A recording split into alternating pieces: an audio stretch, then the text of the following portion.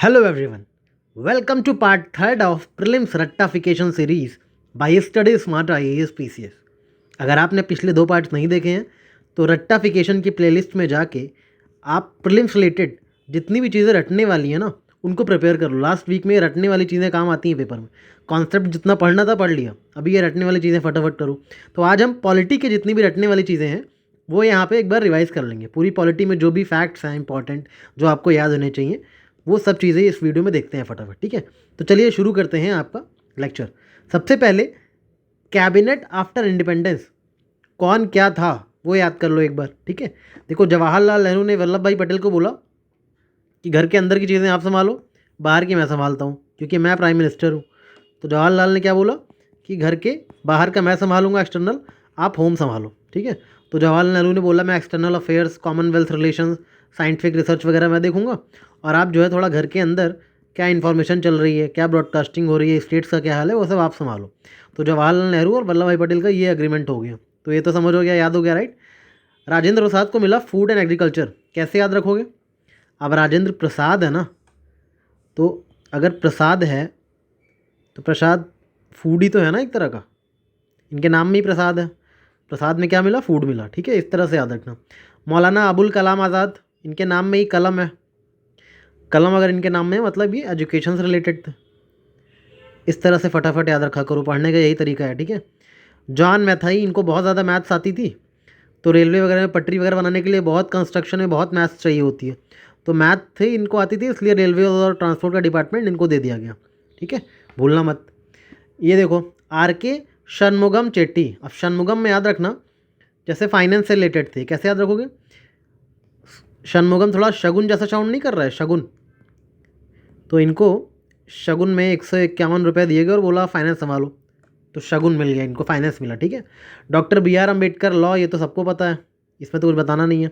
Jagjivan Ram labour, ये भी बहुत फेमस है, बताना भी नहीं है इसमें कुछ। ठीक है, जगजीवन राम लेबर। ठीक है, सरदार बलदेव सिंह को डिफेंस थे। अब ऑब्वियसली इनके पास इतना बल है, जिसके पास ज़्यादा बल होगा वही अपना डिफेंस कर पाएगा ना, तो ये तो याद ही रहना चाहिए आपको। राजकुमारी अमृत कौर, हेल्थ।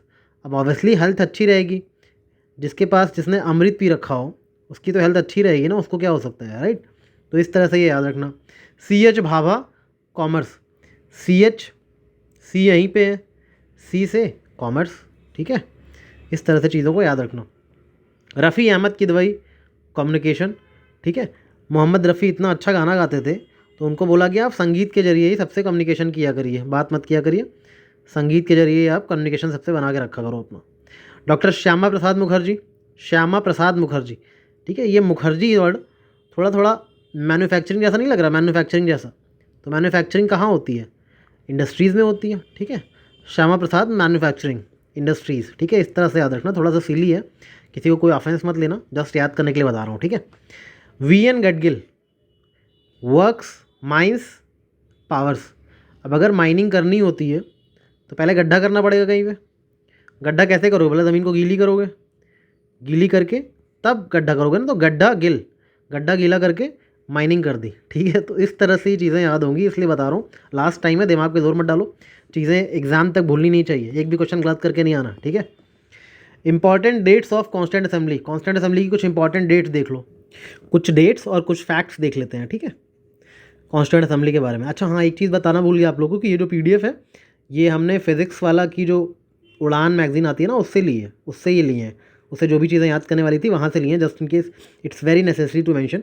ठीक है, किसी का क्रेडिट नहीं लेना चाहिए, तो ये पीडीएफ उनकी है। तो इनकेस आपको ये पीडीएफ चाहिए, वैसे तो हम ग्रुप पे शेयर कर देंगे, आप उनके टेलीग्राम चैनल या वेबसाइट से जाकर भी डाउनलोड कर सकते हो उड़ान पीडीएफ, उसमें ये सारे टेबल्स वगैरह दिए हैं जो हम इस वीडियो में डिस्कस कर रहे हैं। ठीक है ना, तो बात करते हैं important dates of constituent assembly. तो 9 दिसंबर 1946 को फर्स्ट सिटिंग हुई थी कॉन्स्टिट्यूएंट असेंबली की। ठीक है, ये तो याद रह जाएगा ना, फर्स्ट सिटिंग कब हुई थी, 9 दिसंबर 1946 को, ये बहुत इंपॉर्टेंट है। मुस्लिम लीग ने बॉयकॉट कर दिया था असेंबली, मुस्लिम लीग ने क्या किया था, बॉयकॉट कर दिया था असेंबली को। ठीक है, नेक्स्ट देखते हैं कुछ और चीज़ें इसके बारे में। देखो कॉन्स्टिट्यूट हुई थी असेंबली सबसे पहले कैबिनेट मिशन प्लान के थ्रू। ठीक है, नवंबर 1946 में, नवंबर 1946 में किसने रिकमेंड किया था, कैबिनेट मिशन प्लान ने।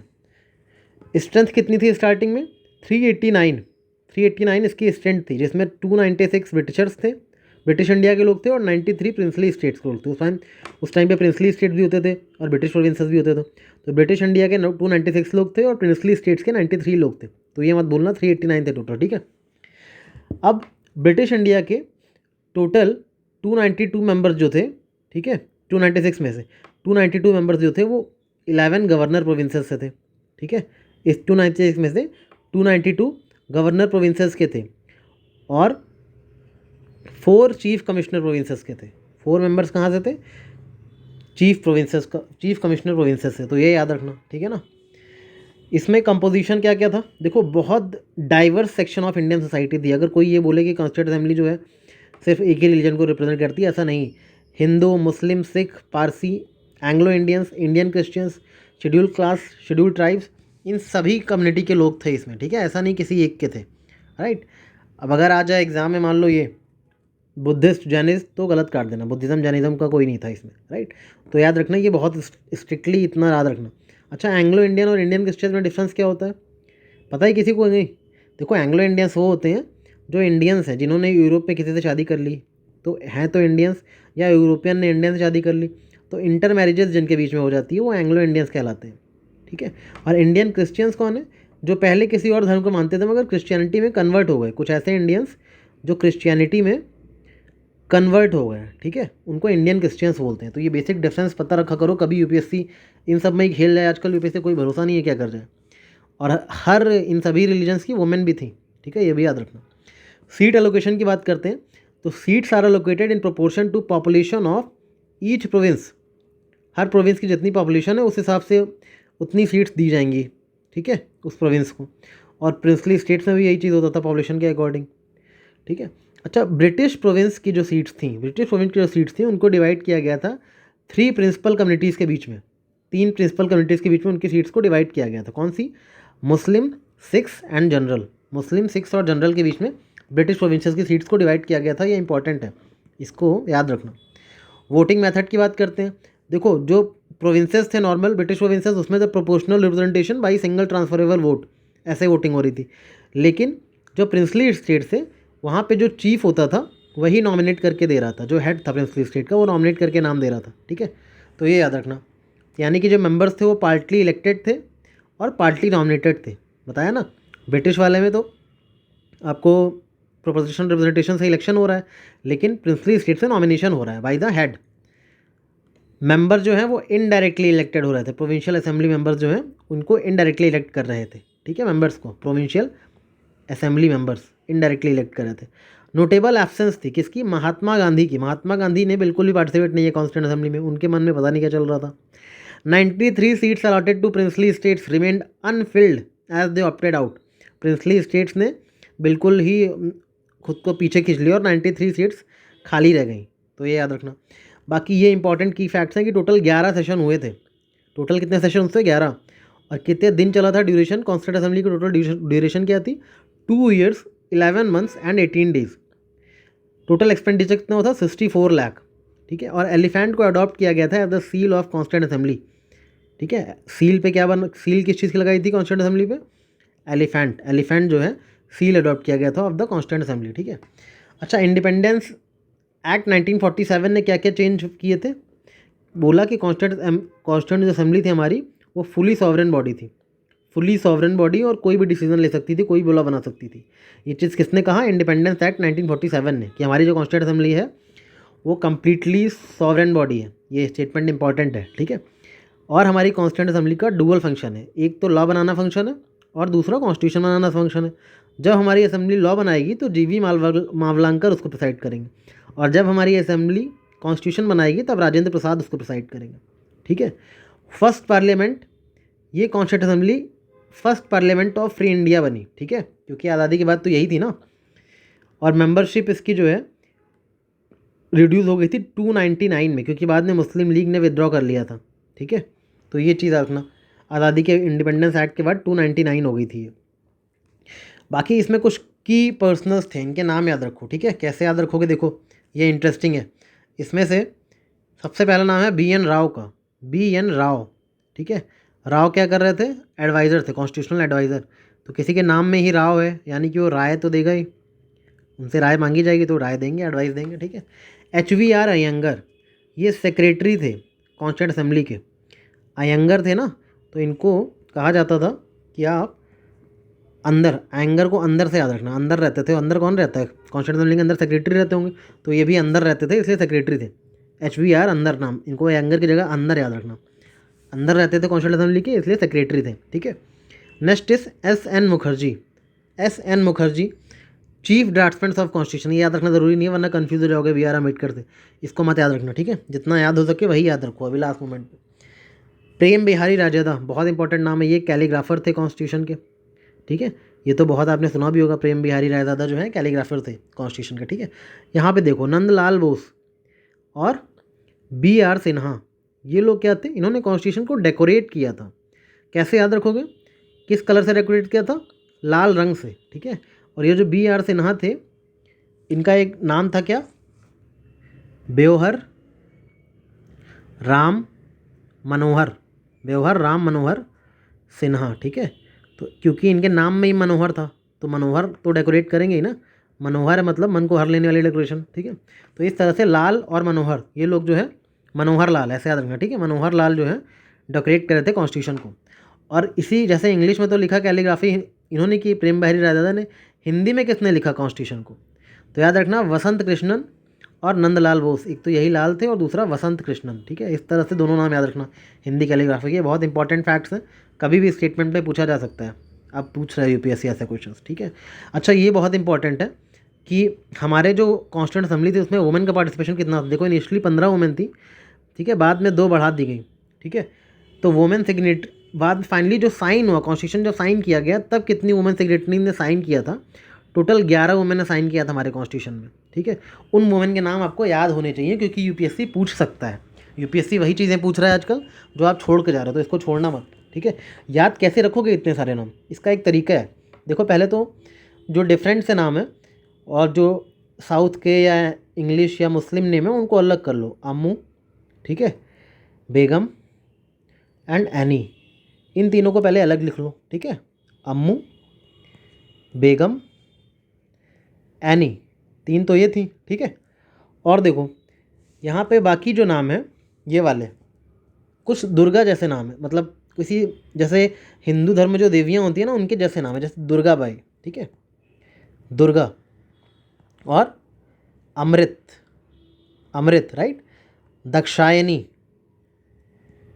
दक्षायनी, और क्या नाम है? पूर्णिमा, पूर्णिमा। तो ये थोड़ा सा किसी देवी के नाम लग रहे हैं, दुर्गा, अमृत, दक्षायनी, पूर्णिमा, ठीक है। ये चारों ऐसे याद रखना, दुर्गा, अमृत, दक्षायनी और पूर्णिमा, ये हो गए। अब जो लास्ट में है नाम उसमें सब में आ रहा है, ठीक है। जैसे कि हंसा, ठीक है, सुचेता, रेणुका, कमला, ठीक है। ये 11 के 11 नाम आपको याद होगा, ठीक है। इस तरह से चीज़ें याद किया करो, 4 यहाँ, 4 यहाँ और 3 यहाँ, ये 11 नाम आपको याद होने चाहिए एंड आई होप आपको याद हो गए होंगे, राइट। अब आगे देखते हैं इंपॉर्टेंट कमिटीज़ जो कॉन्स्टिट्यूंट असेंबली की थी। अब कॉन्स्टिट्यूएंट असेंबली की कुछ कमिटीज़ के बारे में देख लो। जवाहरलाल नेहरू ने संभाली क्या क्या? सबसे पहले तो उनको पावर मिल गई थी क्योंकि प्राइम मिनिस्टर वही बने थे आज़ादी के बाद, तो इस कॉन्टेक्स्ट में याद रखना, ठीक है। ऑल्दो ये बात कॉन्स्टिट्यूंट असेंबली की हो रही बट याद करने के लिए, जवाहरलाल नेहरू आगे चल के क्या बने थे? PM बन गए थे ना आगे चल के, तो इनको पावर चाहिए थी और इनको कॉन्स्टिट्यूशन कमेटी चाहिए थी। कॉन्स्टिट्यूशन भी मैं ही बना रहा हूँ और स्टेट्स भी इनको ही चाहिए ओवरऑल, ठीक है। तो ये तीनों चीज़ें जवाहरलाल नेहरू के पास थी, ये कमिटीज़, पावर वाली, कॉन्स्टिट्यूशन वाली और स्टेट्स वाली, राइट। और एक एक्सपर्ट कमेटी बनी थी कांग्रेस की, उसके तो चेयरमैन ही रहेंगे क्योंकि कांग्रेस के तो सब कुछ यही थे उस टाइम पे, राइट। तो ये थोड़ा सा याद रखना। Next is doctor Rajendra Prasad. Rajendra Prasad क्या बने थे? प्रेसिडेंट बने थे हमारे देश के पहले, तो प्रेसिडेंट थे तो इनको प्रोसीजर वगैरह पता होता था सब चीज़ का, ठीक है।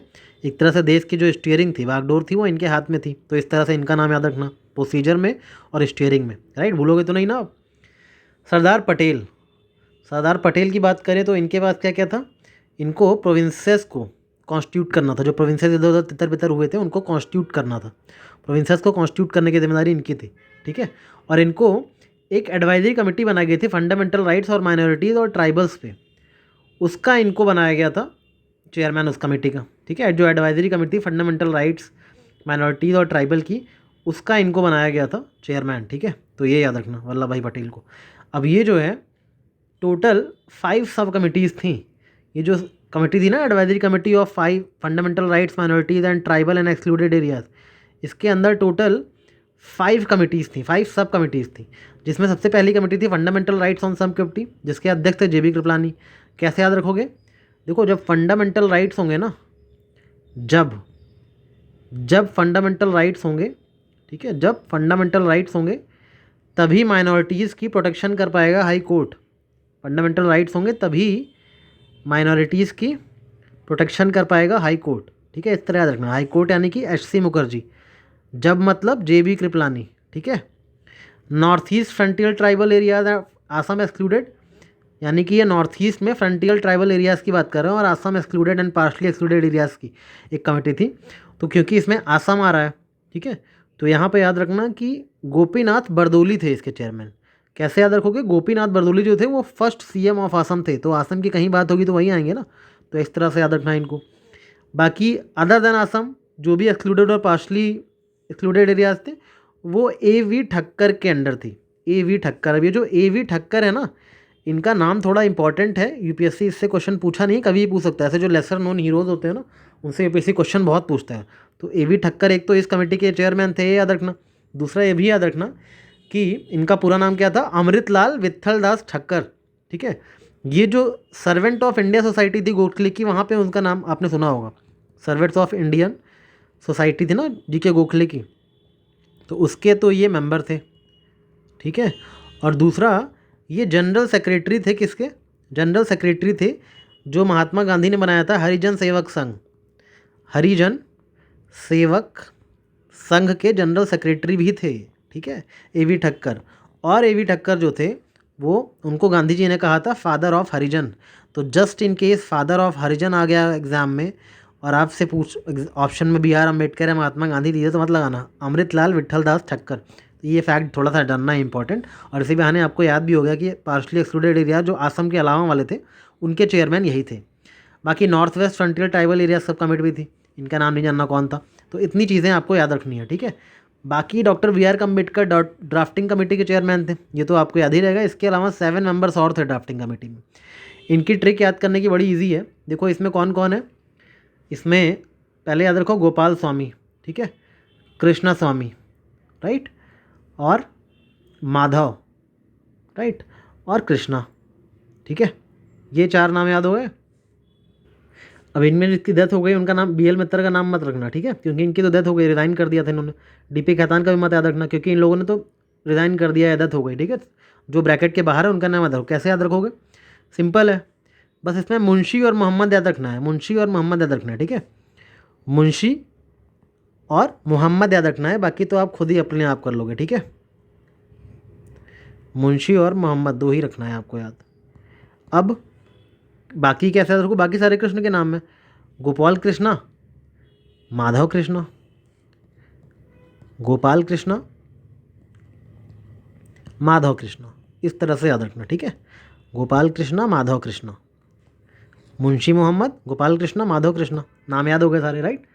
सबसे पहला जो ड्राफ्ट पब्लिश हुआ था फरवरी 1948 में, और पब्लिक फीडबैक के लिए रखा गया था 8 मंथ्स के लिए, और पब्लिश हुआ था अक्टूबर 1948 में। 141 डेज़ की टोटल मीटिंग्स हुई थी, और कंप्लीशन टाइम था लेस देन 6 मंथ्स। ये उतना इंपॉर्टेंट नहीं है, मेन इनके नंबर्स के नाम याद रखना, इतना काफ़ी है, ठीक है। अब कुछ माइनर कमिटीज़ भी देख लो, क्योंकि मेजर कमिटीज़ तो आपको याद ही हो गई हैं, क्या पता इस बार माइनर कमिटीज़ से क्वेश्चन आ जाए। माइनर कमिटीज़ लोग छोड़ के जाते हैं, तो UPSC यहीं पे गेम कर सकता है इस बार। तो JV मावलंकर काट दो, जो इंपॉर्टेंट नहीं है उनको काट दो, जहाँ पे कन्फ्यूज़न होने के चांसेस हैं। बाकी के याद कर लो, ये दोनों काट दो, ठीक है। यहाँ पे देखो डॉक्टर राजेंद्र प्रसाद वाली, फाइनेंस एंड स्टाफ कमेटी और नेशनल फ्लैग कमेटी, इनको बनना था आगे प्रेसिडेंट। प्रेसिडेंट ही रिकमेंड करता है फाइनेंस बिल वगैरह को, तो फाइनेंस वाली इन्होंने संभाल ली माइनर कमेटी। और क्योंकि प्रेसिडेंट बनना था तो फ्लैग की रक्षा करना भी इनका काम है, तो फ्लैग वगैरह कमेटी, फ्लैग कोड वगैरह इन लोगों ने बनाया मिलके। नेक्स्ट इज अल्लादी कृष्णा स्वामी अय्यर, वही ड्राफ्टिंग कमेटी वाले हैं ये, ठीक है। तो क्रेडेंशियल्स कमेटी का भी इनको बनाया गया था, क्रेडेंशियल्स कमेटी। क्रेडेंशियल्स कैसे याद रखोगे? अल्लादी कैसे याद रखोगे? अल्लादी क्रेडेंशियल्स आपके पास हैं तो आप ज़्यादा हो हल्ला मत करो, क्योंकि आपके पास क्रेडेंशियल इन्फॉर्मेशन है, कॉन्फिडेंशियल इन्फॉर्मेशन है, क्रेडेंशियल, ज़्यादा हो हल्ला करने की ज़रूरत नहीं है, हो हल्ला अल्लाह दी, क्रेडेंशियल्स हो हल्ला अल्लाह दी, ऐसे याद रखना, ठीक है। बाकी बी पितावी सीतारामैया, ये हाउस कमेटी और चीफ कमिश्नर प्रोविंसेस कमेटी, इन सब के मेंबर थे। प्रोविंसेस से याद आएगा, जब आपको स्टेट्स रीऑर्गेनाइजेशन एक्ट जो बना था उसके पहले कमेटी बिठाई गई थी ना लिंग्विस्टिक रीऑर्गेनाइजेशन के ऊपर, क्या नाम था, JVB कमेटी। तो JVB कमेटी में ये जो पी है ये वही थे, पिताभी सीतारामैया, राइट। तो इनका नाम याद रखना, ये कमिश्नर प्रोविंशियस कमेटी के चीफ थे और हाउस कमेटी के चीफ थे। SK दार ये नॉन मेंबर थे लिंग्विस्टिक प्रोविंसेस कमीशन का, ठीक है। कैसे याद रखोगे, पहले लोगों को लैंग्वेज सीखने में बहुत डर लगता है, कोई भी नई लैंग्वेज सीखो तो बहुत डर लगता है, राइट, बहुत डर लगता है। तो वैसे तो SK धार है ये, बट डर लिखा है ताकि आपको याद करा सकूँ, लिंग्विस्टिक लैंग्वेज डर, ठीक है। Jawaharlal Nehru draft constitution committee, बता ही दिया, कॉन्स्टिट्यूशन की ड्राफ्ट करना ये खुद ही चाहते थे, ठीक है। इसमें कंफ्यूज मत होना, BR अम्बेडकर थे, ड्राफ्ट कॉन्स्टिट्यूशन कमेटी का यही रहेंगे, ठीक है, Jawaharlal Nehru.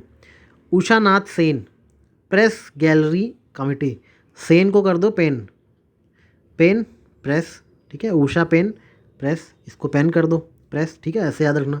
S Varadachari citizenship committee, ये इंपॉर्टेंट हो सकती है। सिटीजनशिप किसको देने की बात हो रही है, वृद्ध लोगों को, वृद्ध लोगों को सिटीजनशिप देने की बात हो रही है, तो वरदाचारी, ठीक है। इस तरह से याद करने के लिए बता रहा हूँ, सच में नहीं कि वृद्ध लोगों के लिए, सिर्फ याद करने के लिए, वृद्ध को सिटीजनशिप दो, इस तरह से याद रखना। KM मुंशी बिजनेस कमेटी, अभी जो मुंशी वगैरह लोग होते हैं, मुंशी बिजनेस ही तो करते हैं ना, मुंशी मुनीम ऐसे लोग, तो बिजनेस कमेटी, इस तरह से आपको माइनर कमिटीज़ भी याद हो गई, राइट। अभी कुछ सोर्सेज देख लो कहाँ से इंडियन कॉन्स्टिट्यूशन के कौन से फीचर्स लिए गए हैं, ठीक है। तो देखो मेजॉरिटी ऑफ द प्रोविजंस तो इन दोनों से लिए गए हैं, हमारे गवर्नमेंट ऑफ इंडिया एक्ट और ब्रिटिश, ठीक है, पार्लियामेंट से, ब्रिटिश पार्लियामेंट से, यहाँ से ज़्यादातर लिए गए हैं ना। तो गवर्नमेंट ऑफ इंडिया एक्ट में क्या क्या चीज़ें, फेडरल स्कीम, ठीक है, गवर्नर का office, judiciary, public service commission, emergency provisions, administrative detail, ये सब मैनी चीज़ें गवर्नमेंट ऑफ इंडिया एक्ट 1935 से ले ली गई। ब्रिटिशर्स से, ब्रिटिश पार्लियामेंट से parliamentary government, rule of law, single citizenship, cabinet system, parliamentary privileges, bicameralism, prerogative writs जो होती हैं, ये सारी चीज़ें हमारी इन दोनों जगहों से, जो मेन फीचर्स आपको दिखेंगे ना कॉन्स्टिट्यूशन में, वो सारे इन दोनों से ले लिए गए हैं। US से मेनली जो हमने चीज़ें ली वो थोड़ी सी जुडिशरी रिलेटेड चीज़ें हमने US से ली हैं, जुडिशरी रिलेटेड। फंडामेंटल राइट्स की प्रोटेक्शन कौन करता है, सुप्रीम कोर्ट, हाई कोर्ट, तो जुडिशरी रिलेटेड है, ठीक है।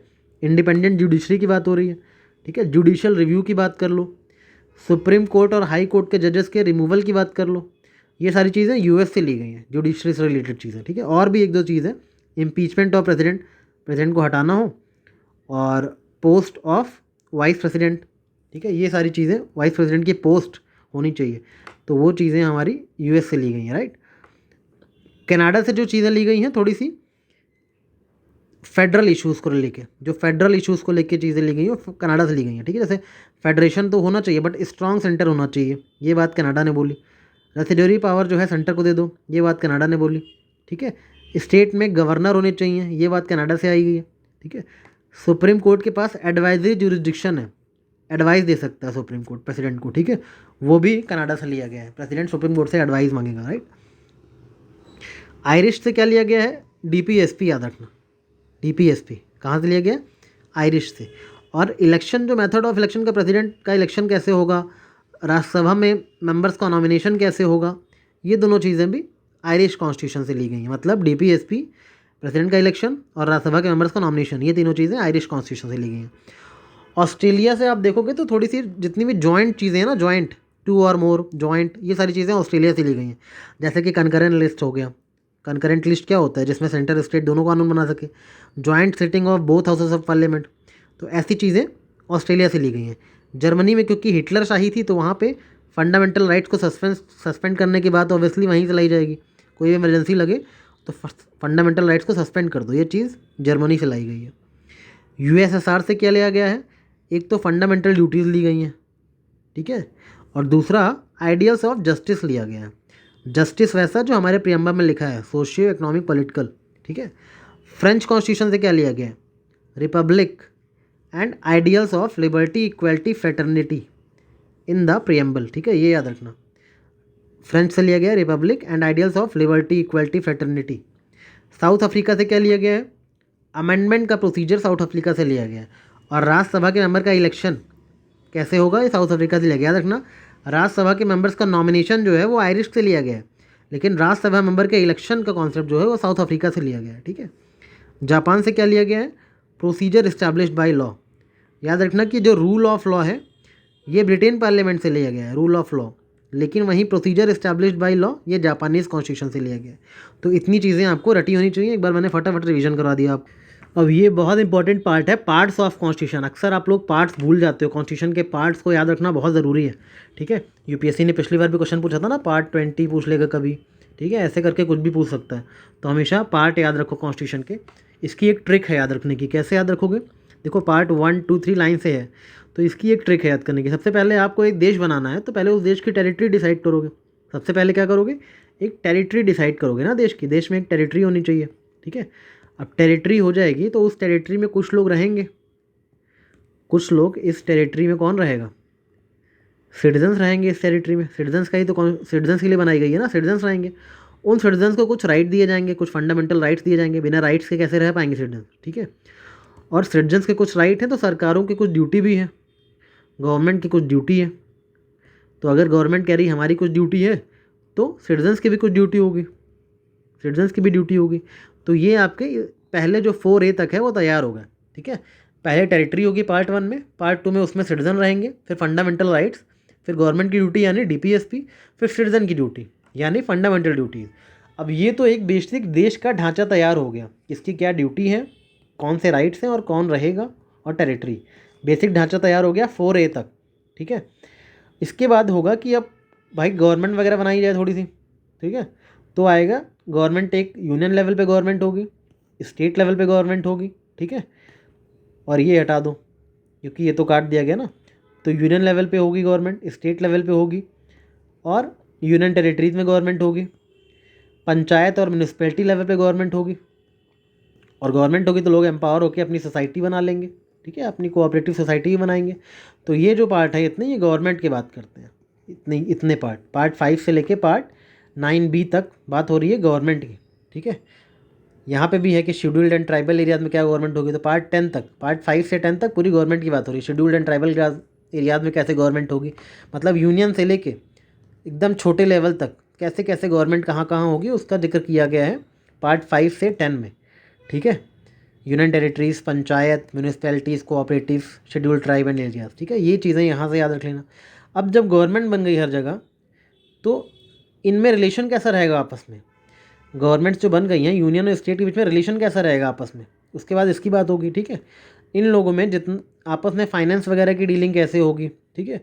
इन लोगों में आपस में ट्रेड कैसे होगा, फाइनेंस कैसे बांटा जाएगा, ट्रेड कैसे होगा, इनमें सर्विसेज कैसे डिस्ट्रीब्यूट होंगी, ये सारी चीज़ें नियम बनाए गए इनके। उसके बाद पहले तो गवर्नमेंट बनाई गई, फिर उनके नियम बनाए गए, फाइनेंस कैसे होगा, ट्रेड कैसे होगा, सर्विसेज कैसे होगी, ऊपर से नीचे तक उन सब के रूल बनाए गए इन तीनों में। उसके बाद अगर इनमें आपस में कोई डिस्प्यूट होता है तो सुलझाने के लिए कुछ चाहिए, तो ट्राइब्यूनल्स बनाए गए डिस्प्यूट्स के लिए, सुलझाने के लिए, ठीक है, सर्विसेज वगैरह में। बस, तो यहाँ तक आपको पार्ट 14A तक याद होना चाहिए। अब इतनी बात हो गई, फिर सबको याद है अरे गवर्नमेंट वगैरह बन गई, सारे रूल्स बना दिए, ये तो पता नहीं चला गवर्नमेंट बनेगी कैसे। गवर्नमेंट बनेगी इलेक्शन से, इसलिए इलेक्शन को सबसे लास्ट में डाला गया पार्ट 15 में, ठीक है। तो यहाँ तक पार्ट 15 तक आपको ये मैंने ट्रिक से याद करवा दिया, ठीक है। अब ये ट्रिक से याद करते वक्त सीक्वेंस तो वही याद रखना जो मैंने बताई है, लेकिन ये ध्यान रखना कि जब सीक्वेंस बनाना खुद ये वीडियो बंद करके खुद लिखो इसको, ठीक है, जो मैंने आपको जैसे बताया। लेकिन ये ध्यान रखना लाइन से लिखते वक्त ये 4 और 4A है, 2 बार है, ठीक है। और 9 के बाद 9A और 9B 2 बार है, ठीक है। पंचायत, म्यूनिसिपैलिटी, कोऑपरेटिव सोसाइटीज़ तीनों ही 9 शेड्यूल का हिस्सा हैं, बट 9A और 9B ये याद रखना। और लिखते वक्त यहाँ पे ये भी याद रखना कि 14 और 14A 2 हैं, सर्विसेज और ट्राइब्यूनल्स दोनों एक ही का पार्ट है, क्योंकि सर्विसेज में डिस्प्यूट होगा उसके लिए ट्राइब्यूनल है ना, एडमिनिस्ट्रेटिव डिस्प्यूट से डील करने के लिए। तो पार्ट 14A और 14, फिर पार्ट 15 इलेक्शन। तो जब ये सीक्वेंस को जैसे मैंने बताया है उस तरह से लिखना, लेकिन ये याद रखना कि 4 और 4A 2 हैं, 9 जो है 3 है, 9A 9B, और 14 भी 2 हैं, 14 और 14A। बीच में ये भी याद रखना कि 7 शेड्यूल को हटा दिया गया है, 6 के बाद डायरेक्ट 8th लिखना।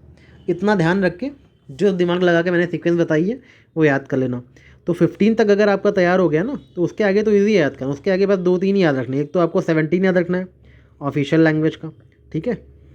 18 याद रखना है इमरजेंसी प्रोविजंस का, और 20 याद रखना है आपको अमेंडमेंट का। ये तीनों 17, 18 और 20 याद रख लेना। 17 है ऑफिशियल लैंग्वेज, 18 है इमरजेंसी और 20 है अमेंडमेंट। तो इतना आपको याद होना चाहिए आपके पार्ट के बारे में।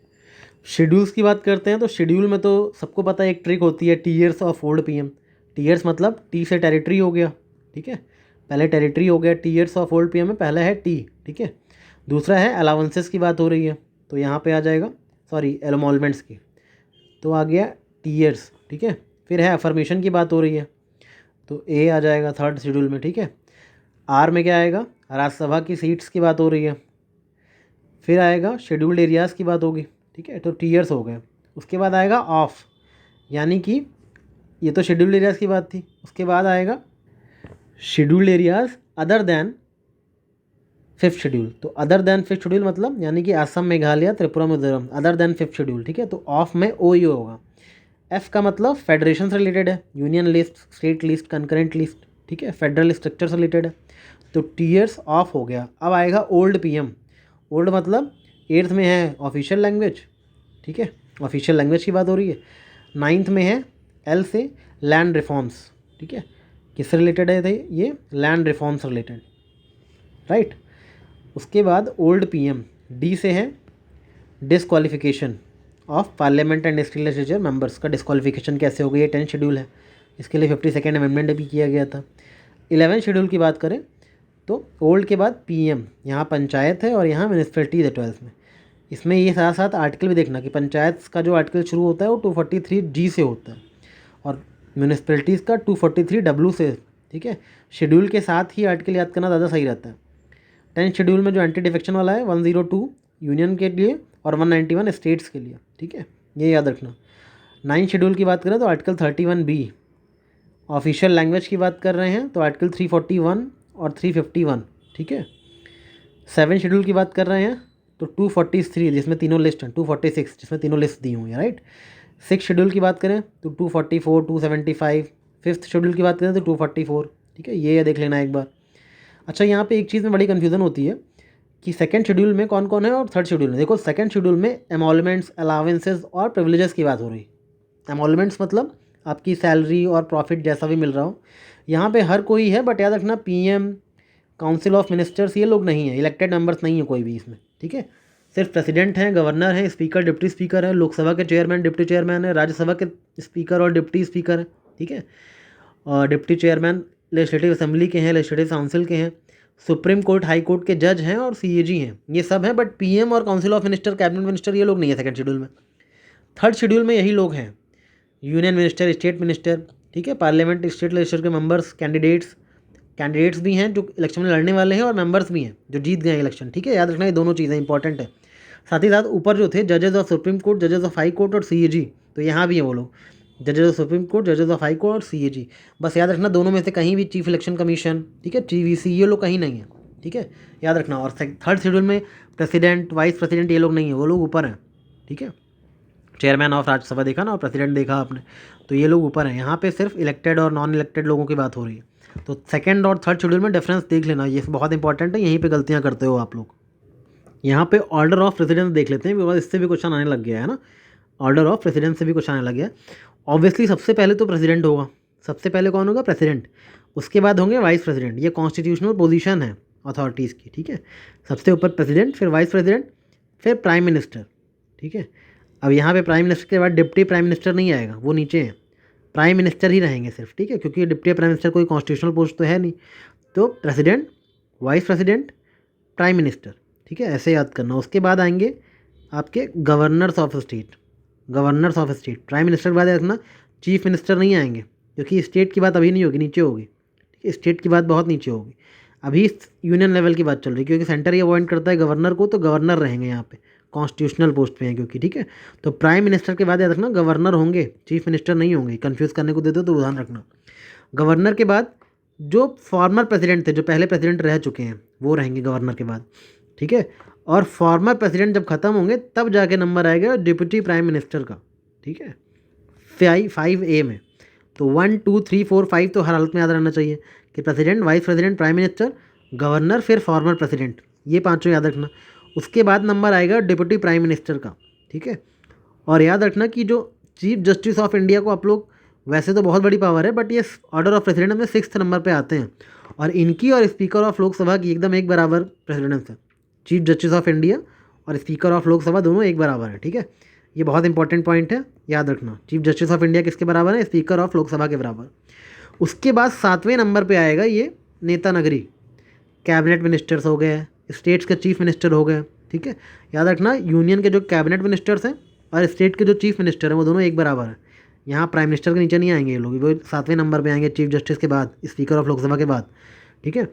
और यहाँ पे vice chairman of NITI Aayog भी हैं 7th नंबर पे, और जो फॉर्मर प्राइम मिनिस्टर थे, leader of opposition in Rajya Sabha Lok Sabha, ये लोग रहेंगे। तो ये सब 7वें नंबर पे हैं ये सारे। 7A पे आ जाएंगे भारत रत्न के होल्डर, 7 के बाद 7A पे हैं भारत रत्न के होल्डर। 8वें नंबर पे एम्बेसडर्स वगैरह हो गए, ठीक है। और 9th नंबर पे आए जजेस ऑफ सुप्रीम कोर्ट। सोचो CJI जो है वो 6th नंबर पे है, लेकिन जो बाकी के जजेस सुप्रीम कोर्ट के वो 9वें नंबर पे हैं, ठीक है। इस तरह से चीज़ों को कनेक्ट करके याद करो तो याद रहेगा। 6 ऐसे होता है और 9 ऐसे, 6 पे CJI है और इसको उल्टा कर दोगे तो बाकी जजेस ऑफ सुप्रीम कोर्ट, ठीक है। इस तरह से चीज़ों को याद रखना। 9A पे कौन है? बाकी के जो चेयरमैन हैं, UPSC के chairman, chief election commissioner, CAG, ये जो इंपॉर्टेंट पोस्ट है ना वो 9A पे है। सुप्रीम कोर्ट के जजेस के बराबर ही हैं ऑलमोस्ट 9A पे, ठीक है। 10th पे deputy chairman of Rajya Sabha, deputy chief minister of state, deputy speaker of Lok Sabha, सारे जितने डिप्टी लोग हैं वो लोग हैं। 10th पे डिप्टी लोग हैं, ठीक है। 10th पे डिप्टी लोग हैं सारे, और मेंबर्स ऑफ नीति आयोग भी 10th पे हैं। 11th पे आते हैं attorney general of India. Attorney general of India जो है गवर्नमेंट को कोर्ट में रिप्रेजेंट करता है ना वो, और ये किसके बराबर होते हैं? कैबिनेट सेक्रेटरी के बराबर। और ये किसके बराबर होते हैं? लेफ्टिनेंट गवर्नमेंट जो होते हैं ना यूनियन टेरिटरीज में, उनके बराबर। ये सब एक बराबर है, cabinet secretary, lieutenant governor, attorney general, ये तीनों की सेम है 11 नंबर पर। तो ये 11 स्टार्टिंग के 11 याद रख लेना, तो क्वेश्चन आएगा तो गलत नहीं करोगे क्योंकि एलिमिनेट करने में कामयाब रहोगे। बहुत ज़्यादा इसके नीचे मत पढ़ना क्या क्या दिया हुआ है, ठीक है। 11 तक याद रखना बस। सॉरी कुछ ग्लिच आ गया था। मेजॉरिटीज़ को देख लेते हैं एक बार फिर से। मेजॉरिटी पहले सिंपल मेजॉरिटी होती है, जैसे मैंने बताया कि सिंपल मेजॉरिटी में क्या होता है? मेंबर्स प्रेजेंट एंड वोटिंग, ऐसी वाली जो मेजॉरिटी होती है इसमें इसको अमेंडमेंट कंसिडर नहीं करते हैं। अगर इस मेजॉरिटी से कोई भी बिल पास होता है, अमेंडमेंट किया जाता है, उसको आर्टिकल 368 के अंदर अमेंडमेंट नहीं मानते हैं। जैसे कि सुप्रीम कोर्ट के जजेस की संख्या 31 से 34 कर दी गई है, उसको अमेंडमेंट नहीं माना जाएगा, ठीक है। एब्सोल्यूट मेजॉरिटी मैंने बताया कि total membership of house, majority of total membership of house regardless of vacancies and absentees, कितने भी एब्सेंट हो, कितने भी इसमें वो हो वैकेंसीज हो, उसका मतलब नहीं है, ठीक है। टोटल मेंबरशिप ऑफ हाउस कितना है उसकी मेजॉरिटी चाहिए। फॉर एग्जांपल जैसे मैंने आपको बताया कि लोकसभा की टोटल कितनी सीट्स हैं? 545, ठीक है। तो आपको सपोज लोकसभा की 545 है, यानी कि इसकी मेजॉरिटी क्या होगी? 50% ऑफ 545 प्लस 1, ये मेजॉरिटी होगी एब्सोल्यूट मेजॉरिटी लोकसभा की, राइट। ये जो यूज़ होगी टोटल 273, ये तभी यूज़ होती है जब गवर्नमेंट को फॉर्म होना होता है, गवर्नमेंट फॉर्मेशन के लिए तभी यूज़ होती है सिर्फ, ठीक है। इफेक्टिव मेजॉरिटी क्या होती है? जो स्पीकर वगैरह के रिमूवल के लिए यूज़ होती है, यानी कि effective strength of house, total strength minus vacancy, जितनी वैकेंसीज है उसको माइनस करना होता है। एब्सोल्यूट में वैकेंसीज वगैरह का फर्क नहीं पड़ता, लेकिन इफेक्टिव में वैकेंसीज को माइनस करना होता है। सपोज लोकसभा के टोटल मेंबरशिप है 545, ठीक है, लेकिन उसमें 15 लोग जो हैं वो एब्सेंट हैं, 15 लोग एब्सेंट हैं, वैकेंट है, मान लो 15 सीट्स खाली हैं। तो यहाँ पे क्या होगा? कैसे कैलकुलेट करेंगे इफेक्टिव मेजॉरिटी? 545 में से 15 माइनस कर दो तो बची 530। अब 530 के हिसाब से मेजॉरिटी चुनी जाएगी, यानी कि 50% ऑफ 530 प्लस 1, टोटल कितना हो जाएगा आपका? 265 इज द इफेक्टिव मेजॉरिटी, समझ गए। अब ये जो स्पेशल मेजॉरिटी होती है 3 तरह की होती है, 249, 368 और 61। 249 मतलब जब राज्यसभा पार्लियामेंट को एम्पावर करता है स्टेट लिस्ट पे लॉ बनाने के लिए, स्टेट लिस्ट पे लॉ बनाने के लिए राज्यसभा पार्लियामेंट को एम्पावर कर रहे हैं, तो राज्यसभा में जो रेजोल्यूशन पास होगा वो इस मेजॉरिटी से पास होगा, ठीक है। Majority of not less than 2/3 of member present and voting, ये मेजॉरिटी राज्यसभा यूज़ करेगा पार्लियामेंट को एम्पावर करने के लिए कि आप स्टेट लिस्ट पे लॉ बनाइए आर्टिकल 249 के तहत। 368 के तहत अगर अमेंडमेंट करना है तो स्पेशल मेजॉरिटी जो होती है उसका रूल ये है कि एक तो majority of total membership of house, ठीक है, चाहे वैकेंसी हो या एब्सेंटी उससे मतलब नहीं है, टोटल मेंबरशिप ऑफ हाउस, एक तो ये मेजॉरिटी चाहिए, plus majority of not less than 2/3 of member present and voting. अगर अमेंड करना है, देख लो कितना टफ है, दोनों तरह की मेजॉरिटी, यानी कि जब 1/3 अमेंडमेंट हुआ था हमारा जिसमें 10% रिजर्वेशन दिया गया AWS को, तो यही वाली मेजॉरिटी यूज़ हुई थी, ठीक है। नेक्स्ट इज आर्टिकल 61 वाली मेजॉरिटी, ये प्रेसिडेंट को इम्पीच करने के लिए यूज़ होती है, इम्पीचमेंट ऑफ प्रेसिडेंट के लिए यूज़ होती है, राइट। इसमें क्या होता है कि majority of not less than 2/3 of total membership of house, ठीक है, टोटल मेंबरशिप ऑफ हाउस के 2/3 लोग चाहिए वोट करने के लिए, नॉट लेस देन 2/3। तो ये प्रेसिडेंट को इम्पीच करने वाली मेजॉरिटी है, प्रेसिडेंट वाली, ठीक है, याद रखना इसको।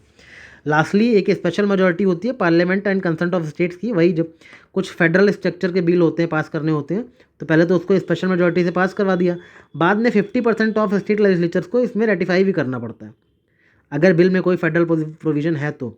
और द मोमेंट 50% ऑफ स्टेट्स ने रेटिफाई कर दिया उसके आगे ज़रूरत नहीं है, फॉर्मेलिटी पूरी होगी, बाकी स्टेट्स करें या ना करें, जैसे हाफ ऑफ स्टेट्स ने कंसेंट दे दिया वो बिल पास माना जाता है। और इसमें कोई लेकिन टाइम लिमिट नहीं दी गई कि स्टेट्स कितने दिन में कंसेंट देंगे, जैसे कि जीएसटी वाला जो बिल था 101 अमेंडमेंट एक्ट, उसको स्टेट्स के पास भेजा गया था रेटिफाई करने के लिए, अलग अलग स्टेट लेजिस्लेचर्स अपने अपने हिसाब से रेटिफाई करते हैं। तो ये डिफरेंट टाइप की मेजॉरिटीज़ है, इनको 2-3 बार देख लेना, भूलना नहीं, इसमें गलती बहुत करते हो आप लोग। फटाफट से कुछ अमेंडमेंट भी देख लो। अमेंडमेंट में फर्स्ट अमेंडमेंट जो हुआ था वो पंडित जवाहरलाल नेहरू थे उस टाइम पे, 9th शेड्यूल को लेके हुआ था, ठीक है, 9th शेड्यूल को ऐड किया गया था ताकि लैंड रिफॉर्म्स जो हो रहे हैं उनको प्रोटेक्ट किया जा सके जुडिशरी से, जुडिशल रिव्यू से 9th शेड्यूल को प्रोटेक्ट करने के लिए फर्स्ट कॉन्स्टिट्यूशनल अमेंडमेंट एक्ट किया गया था। इसके बाद 31, 31A, 31B ये लोग ऐड किए, ये आर्टिकल्स ऐड किए गए थे कॉन्स्टिट्यूशन में, ठीक है। और ये भी याद रखना कि आर्टिकल 19 में 3 ग्राउंड्स ऐड किए गए थे फ्रीडम ऑफ एक्सप्रेशन को रोकने के लिए, रिस्ट्रिक्शंस के लिए, public order, friendly relation with foreign states और इंसाइटमेंट टू एन ऑफेंस, ये तीनों ग्राउंड ऐड किए गए थे फर्स्ट अमेंडमेंट में। तो 9th शेड्यूल वाला कई बार पूछ चुका है, हो सकता है इस बार ये पूछ ले, तो याद रखना है इन दोनों को, मेनली ये दोनों ही याद रखना है इसमें, ठीक है। 7th कॉन्स्टिट्यूशनल अमेंडमेंट में काफ़ी चीज़ें साथ साथ हुई थी, साथ साथ होने की बात हुई थी, साथ साथ ऐसे याद रखना, ठीक है। 7th अमेंडमेंट में कैसे साथ साथ का मतलब क्या है कि जो हाई कोर्ट का जुरिडिक्शन है उसको यूनियन टेरिटरीज़ के साथ बढ़ा दो, मतलब हाई कोर्ट का जुरिडिक्शन यूनियन टेरिटरीज तो भी फैला दो, अभी तक खाली स्टेट्स में ही रहता है। दूसरा, कॉमन हाई कोर्ट हो 2 और मोर स्टेट्स के लिए साथ साथ, ठीक है, इस तरह से। तीसरा, ABCD वाले जो स्टेट्स हैं उनको अबॉलिश कर दिया गया और बाकी उनको 14 स्टेट्स और 6 यूटीज़ में रिऑर्गनाइज किया गया, ठीक है, ये याद रखना। और क्या याद रखोगे इसमें, हर स्टेट में गवर्नर होना चाहिए और गवर्नर 2 और मोर स्टेट्स में एक साथ भी हो सकता है, ये सारी चीज़ें जो है इसमें की गई, राइट है। तो ये 7th कॉन्स्टिट्यूशनल अमेंडमेंट याद रखना। 9th की बात करें तो 9th में ऐसे याद रखना, से नो टू पाक, नो बोलते हैं ना 9th को, तो नो टू पाकिस्तान, से नो टू पाकिस्तान 9th में, यानी कि इंडियन टेरिटरी जो है इंडो पाक एग्रीमेंट हुआ था उसके लिए 9th एग्रीमेंट किया गया था, जिसमें हमने कुछ बेरू यूनियन था वो पाकिस्तान को दे दिया था, ठीक है, वेस्ट बंगाल से लेके पाकिस्तान को दे दिया था। तो याद रखना ये से नो टू पाकिस्तान मतलब 9th amendment act. 14th amendment act में हमने पुदुचेरी को अपने देश में मिलाया, पहले होते थे ना किसी जगह को कैप्चर करते तो उसको फोर्टिफाई करते थे, तो इसलिए हमने 14th अमेंडमेंट से पुदुचेरी को फोर्टिफाई कर लिया, ऐसे याद रखना। 16th amendment act expanded government authority to limit free speech, assemblies for national unity and requires oath of office of include commitment to Indian unity, ये इतना इंपॉर्टेंट नहीं है, 16th नहीं भी याद रखोगे तो चलेगा। यहाँ पे देख लो आप 25th पे आ जाओ डायरेक्ट, 25th, ठीक है।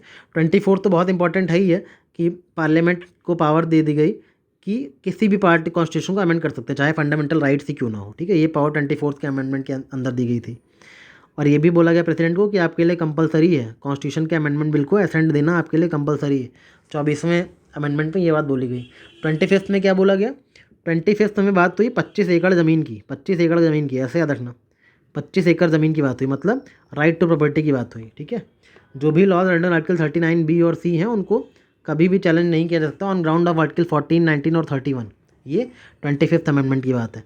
फिर उसके बाद 26th अमेंडमेंट में क्या हुआ, एबॉलिशन ऑफ प्रीवी पर्सेज, ये जो राजा महाराजा थे प्रिंसली स्टेट्स के बाद बहुत खजाना होता था उसको एबॉलिश किया गया, याद दिलाया गया कि 26 जनवरी को हमारा कॉन्स्टिट्यूशन बन चुका है, अब आपको खजाना वजाना रखने की ज़रूरत नहीं है, तो इसलिए 26 जनवरी यानी कि 26 कॉन्स्टिट्यूशन अमेंडमेंट एक्ट, 26 जनवरी सिर्फ याद करने के लिए आपको बताया है, ठीक है। नेक्स्ट इज आपका 35th amendment act. 35th amendment act में terminated the protectorate stated of Sikkim, Sikkim को जो प्रोटेक्टोरेट स्टेट का स्टेटस था उसको हटा दिया गया और सिक्किम को एसोसिएट स्टेट बनाया गया। ये जो 35 और 36 है दोनों सिक्किम से रिलेटेड है, इसमें सिक्किम को मिलाया गया और 10 शेड्यूल ऐड किया गया कि सिक्किम के साथ जो टर्म्स एंड कंडीशन है उसके लिए 10 शेड्यूल बनाया गया। फिर 36 में क्या किया गया कि पूरी तरह से सिक्किम को अपना स्टेट बना लिया गया इंडिया में, ठीक है, और सिक्किम जो है हमारे साथ मर्ज हो गया इंडिया के साथ और 10 शेड्यूल को ओमिट कर दिया गया। 39th में क्या बात होती है, election of president, vice president, prime minister, speaker of Lok Sabha, ये सारे जो स्पीकर्स हैं ना, ये सारे जो इलेक्शंस हैं, इनको जुडिशरी के रिव्यू से बाहर निकाला गया। इसमें कोई धांधलेबाजी हो तो कोई कोर्ट कुछ नहीं कर सकता। ये ऐसा अमेंडमेंट क्यों लाया गया? देखो 1975 का अमेंडमेंट है, तो मतलब उस टाइम इमरजेंसी चल रही थी, तो इमरजेंसी के टाइम में लाया हुआ कानून था ये। ऑब्वियसली लग ही रहा है कि president, vice president, prime minister, speaker, इन सब के इलेक्शन में कोई धांधलेबाजी हो तो कोर्ट इस पर कुछ नहीं कर सकता। ऐसा अमेंडमेंट 39 ही हो सकता है, जो कि 1975 में आया था, राइट। नेक्स्ट 42nd, 43rd और 44th, ये तीनों अमेंडमेंट बहुत इंपॉर्टेंट है, इनको फटाफट देख लो। Added 3 new words, socialist, secular, integrity in preamble, ठीक है। याद रखना कि सोशलिस्ट, सेकुलर और इंटीग्रिटी, SSI, ये तीनों ऐड किए गए थे प्रियम्बल में, ठीक है। ये 3 न्यू वर्ड्स, राइट। दूसरा है fundamental duties by the citizens, new part 4A। Fundamental duties जो ऐड की गई ना कॉन्स्टिट्यूशन में, 42nd अमेंडमेंट एक्ट के थ्रू की गई, राइट, ये भी याद रखना। फंडामेंटल ड्यूटीज़ के साथ साथ इसमें DPSP भी ऐड किए थे। कितने DPSP ऐड किए थे इसमें? पहला तो हेल्दी डेवलपमेंट ऑफ चिल्ड्रन की बात की थी आर्टिकल 39 में, ठीक है। 39 में हेल्दी डेवलपमेंट ऑफ चिल्ड्रन की बात की गई। दूसरा 39A ऐड किया गया। 39A क्या था? इक्वल एंड जस्टिस, यानी कि फ्री लीगल एड की बात की गई। ये तो था इक्वल चिल्ड्रन के लिए, चिल्ड्रन की बात की गई थी, हेल्दी डेवलपमेंट ऑफ चिल्ड्रन की। 39 में था फ्री लीगल एड की बात की गई, ठीक है, फ्री लीगल एड की। और 43A भी ऐड किया गया। 43A में क्या था? Participation of worker and management of industries, participation of workers, management of industries, ठीक है। और ऐड किया गया 48A। 48A में क्या ऐड किया गया? Protection of environment, forest and wild life, यानी कि एनवायरनमेंट रिलेटेड था। तो ये चारों याद रखना, 39A, 43A और 48A। Child care, free legal aid, participation of workers and management of industries, और 48A में एनवायरनमेंट, ये चारों DPSP याद रहेंगे, राइट। और पार्ट 4A में फंडामेंटल ड्यूटीज़ भी ऐड की गई इसी के, तो इसलिए बहुत इंपॉर्टेंट है ये। अच्छा, इसमें एक चीज़ और डिबेट का इसने बोला 42nd अमेंडमेंट एक्ट ने, कि DPSP जो है वो सुपीरियर है फंडामेंटल राइट्स के लिए। फंडामेंटल राइट्स पे DPSP सुपीरियर है। इलेक्शंस की बात की कि डिलेड लिमिटेशन जो है, कॉन्स्टिट्यूंसीज का लिमिटेशन जो है अब 2001 सेंसस तक नहीं होगा। पार्लियामेंट की बात की गई कि प्रेसिडेंट जो है उसको बहुत ज़रूरी है ये बात मानना कि कैबिनेट जो भी एडवाइस दे उसको मानना प्रेसिडेंट के लिए एब्लिगेटेड है, प्रेसिडेंट ज़रूरी है, ठीक है। जुडिशरी की बात की गई कि सुप्रीम कोर्ट के पास बहुत लिमिटेड पावर है रिव्यू करने के, जुडिशियल रिव्यू की बहुत ज़्यादा पावर नहीं है। अमेंडमेंट जो हम करेंगे वो बिल्कुल चैलेंजेस के इम्यून रहेगा, क्योंकि 42nd अमेंडमेंट समझ रहे हो ना, 1976 में लाया गया ड्यूरिंग इमरजेंसी, तो ऐसे ही कानून बनेंगे। फेडरलिज्म की बात की गई तो इसमें बोला गया कि कंकरेंट लिस्ट से कुछ सब्जेक्ट को शिफ्ट कर दिया गया, ठीक है, सॉरी, कंकरेंट लिस्ट में शिफ्ट कर दिया गया कुछ सब्जेक्ट को, ठीक है। कौन कौन सब्जेक्ट को कंकरेंट लिस्ट में डाला गया? Education, forest, weights and measures, protection of wild life and birds, administration of justice, इन सभी सब्जेक्ट्स को कंकरेंट लिस्ट में डाल दिया गया। इमरजेंसी प्रोविजंस की बात की गई इसमें कि लोकलाइज्ड इमरजेंसी अलाउड है, ठीक है, और प्रेसिडेंट रूल को 1 साल तक एक्सटेंड करना अलाउड है। ये सारे चेंजेस 42nd अमेंडमेंट एक्ट के थे, याद रखना, भूलना मत, एग्जाम में बहुत इंपॉर्टेंट है। ये भी याद रखना कि 42nd अमेंडमेंट 1976 में था और 44th 1978 में था, ईयर भी याद रखना, ठीक है। दूसरी चीज़, 43rd अमेंडमेंट एक्ट सिर्फ एक चीज़ के लिए इंपॉर्टेंट था कि इसने जो हाई कोर्ट की ओरिजिनल जुरिडिक्शन था, जो ओरिजिनल पोजीशन थी, उसको रिस्टोर कर दिया था 43rd ने, ठीक है। क्या किया था? हाई कोर्ट की ओरिजिनल पोजीशन को रिस्टोर कर दिया था, यानी कि अभी जो हाई कोर्ट है वो उस अपने ओरिजिनल जुरिडिक्शंस को यूज़ कर सकता था, ठीक है, हर स्टेट और यूनियन टेरिटरी में। तो याद रखना कि हाई कोर्ट की पावर को रिस्टोर करने वाला एक्ट कौन सा था? 43rd amendment act. 44th amendment act में क्या किया गया? इसमें जो भी गलत चीज़ें थी उसको सही किया गया, जैसे कि इंटरनल डिस्टर्बेंस अगर आप बोल के इमरजेंसी लगाओगे तो अलाउड नहीं है, आर्म्ड रिविलियन होना चाहिए इमरजेंसी लगाने से पहले, ठीक है। दूसरा, प्रेसिडेंट इमरजेंसी तभी लगा सकते हैं जब कैबिनेट का रिटर्न एडवाइस हो, ऐसे नहीं किसी ने बोल दिया तो इमरजेंसी लगा दी। तीसरा, राइट टू प्रॉपर्टी को डिलीट किया गया फ्रॉम फंडामेंटल राइट से और वो सिर्फ लीगल राइट बना के रह गया, ठीक है। और एक प्रोविज़न था कि जो फंडामेंटल राइट्स हैं जो आर्टिकल 20 और 21 में दिए गए हैं वो कभी भी सस्पेंड नहीं हो सकते, इमरजेंसी में भी सस्पेंड नहीं हो सकते, 20 और 21, ठीक है। तो ये कुछ राइट्स 44th अमेंडमेंट एक्ट से ऐड किए गए। 52nd तो आपको पता ही है, डिस्क्वालिफिकेशन ऑफ मेंबर से रिलेटेड है, 10th schedule, anti defection law, right, तो ये याद रखना। और 91st अमेंडमेंट एक्ट जो था उसने एंटी डिफेक्शन लॉ को स्ट्रेंथन किया, ठीक है, जिसमें एक्सेप्शन जो स्प्लिट्स को दिया गया था, स्प्लिट हो गई तो डिफेक्शन नहीं कहलाएगा, वो सारी चीज़ें रिमूव कर दी गई 91st अमेंडमेंट एक्ट में। तो 52nd amendment disqualification of members related था, याद रखना। इसमें डिफेक्शन के क्या क्या ग्राउंड्स हैं वो दिए गए थे। उसके बाद 61st, ये तो बहुत इंपॉर्टेंट है, यूनिवर्सल एडल्ट फ्रेंचाइज को लेके वोटिंग एज को 21 ईयर्स कर दिया गया। 18 साल थी पहले वोटिंग एज, सॉरी 21 ईयर्स से कम करके 18 साल कर दिया गया, ठीक है। मतलब 18 साल के ऊपर के लोग वोट दे सकते हैं, ये 61st अमेंडमेंट एक्ट से ही किया गया, चाहे लोकसभा हो चाहे स्टेट लेजिस्लेटिव असेंबली हो, सब जगह। 69th में क्या किया गया? 69th में यूनियन टेरिटरी ऑफ दिल्ली को स्पेशल स्टेटस दिया गया। कैसे? इसको बोला गया national capital territory of Delhi 69th amendment में, ठीक है। ये अमेंडमेंट ये भी बोला कि 70 मेंबर लेजिस्लेटिव असेंबली होगी दिल्ली में और 7 मेंबर काउंसिल ऑफ मिनिस्टर्स होंगे दिल्ली में। मतलब दिल्ली में जो लेजिस्लेटिव असेंबली का कॉन्सेप्ट आया वो 69th अमेंडमेंट से आया। 61st से वोटर की एज 21 से 18 कर दी गई। 52nd से एंटी डिफेक्शन लॉ बना। तो ये सब चीज़ें याद रखना। 73rd अमेंडमेंट पता ही है, पंचायत से रिलेटेड है, 11th शेड्यूल। और 74th म्यूनिसपैलिटी से रिलेटेड, 12th शेड्यूल। इनके ईयर याद रखना, ये दोनों 1992 के हैं, 73rd और 74th। Next is 84th amendment act.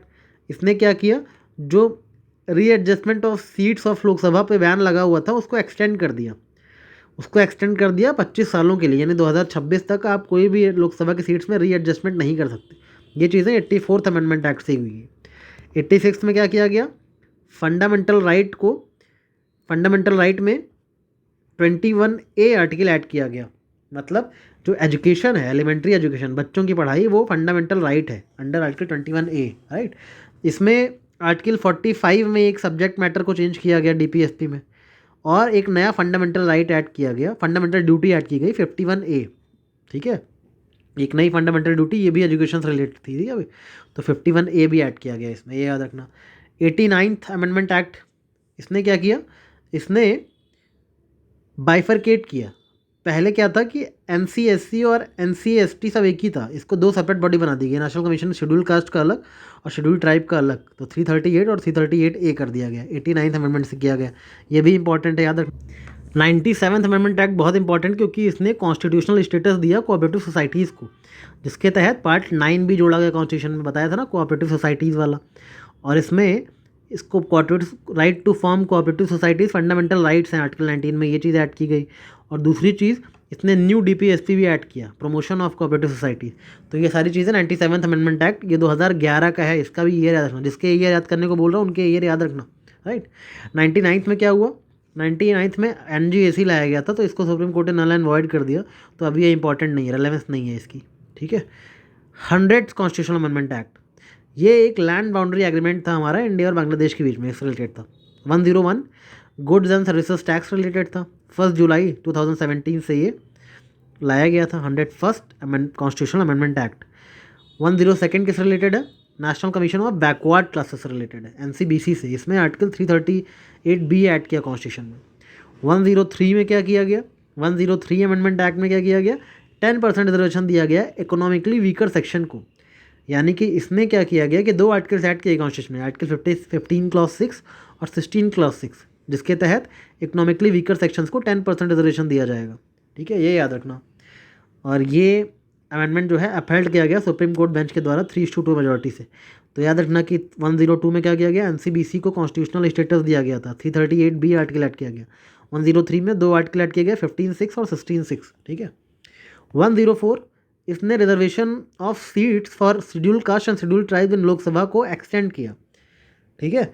और जो स्टेट असेंबलीज़ हैं, इन सभी जगह पे शेड्यूल कास्ट और शेड्यूल ट्राइब्स को जो रिजर्वेशन मिलता है उसको 2030 तक एक्सटेंड कर दिया है। लेकिन जो एंग्लो इंडियन कम्युनिटी को 2 सीट्स मिलती थी उनको हटा दिया, उसको डिसकंटिन्यू कर दिया गया, ठीक है। ऑब्वियसली जिसका वोट बैंक ज़्यादा रहेगा उसका रिजर्वेशन कंटिन्यू कर दिया, जो लोग कम हैं उनका रिजर्वेशन हटा दिया। इस तरह से याद रखना इसको। 105th अमेंडमेंट एक्ट में क्या किया गया, इसने स्टेट गवर्नमेंट को एग्जम्प्ट कर दिया कि आप NCBC से कंसल्ट नहीं करेंगे रिगार्डिंग किसी भी सोशली एजुकेशनली बैकवर्ड क्लास की लिस्ट बनानी है, तो स्टेट गवर्नमेंट जो है NCBC से कंसल्ट नहीं करेगी, ठीक है। तो ये याद रखना, 105th अमेंडमेंट एक्ट 2021 का था।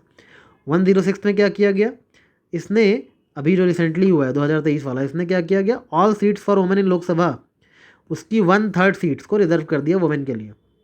और स्टेट लेजिस्लेटिव असेंबली में भी किया गया है, और जितनी भी यूनियन टेरिटरी में यानी कि नेशनल कैपिटल टेरिटरी की जो लेजिस्लेटिव असेंबली है वहाँ पे भी किया गया, ठीक है।